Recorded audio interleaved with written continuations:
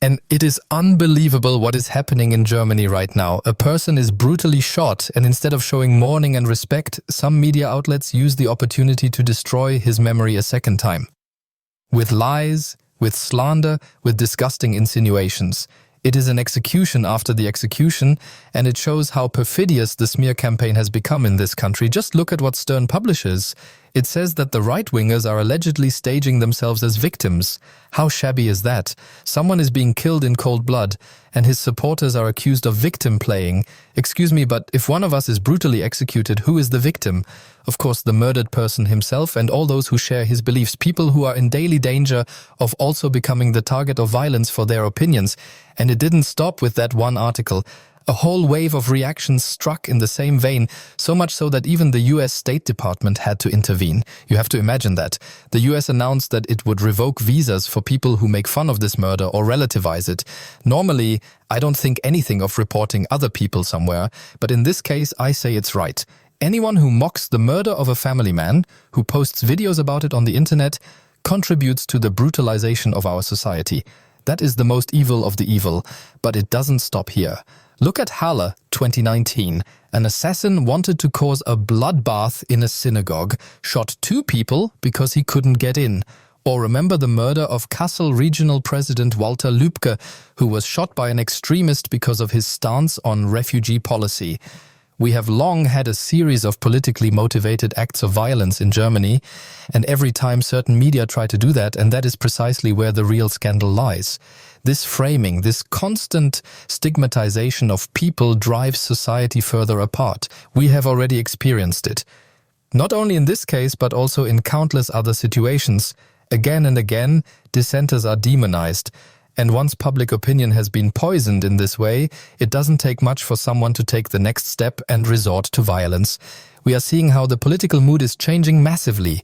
And look at Thuringia. The AfD is at 37%, making it the strongest force. That alone would be a political earthquake, but the polls show even more.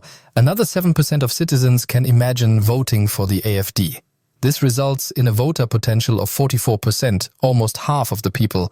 This means that an absolute majority is no longer excluded. And that's despite AfD-Höcke having been fought for years. Legal proceedings, media campaigns, political pressure, all to silence him. But the opposite has happened. Today he is stronger than ever before. In my eyes, that is a political miracle. But what is happening in parallel? The attacks on AfD critics are increasing. Offices are smeared or set on fire. Campaigners attacked in the open street, posters destroyed. Recently, a member of the AfD state parliament in Saxony was seriously injured after being attacked by several assailants. These are no longer isolated cases, it is a pattern, and yet many media outlets are silent or downplay the deeds.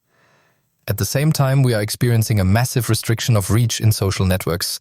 I notice it myself, even though my channel has over 400,000 subscribers. Many of you no longer see my videos at all. That's not imagination, it's reality.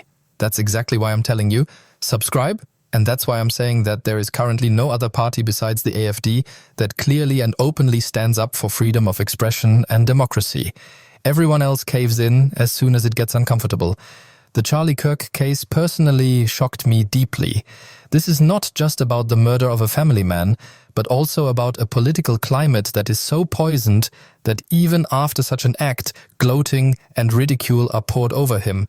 Instead of mourning, instead of respect, we see countless comments and videos on the internet that ridicule this murder.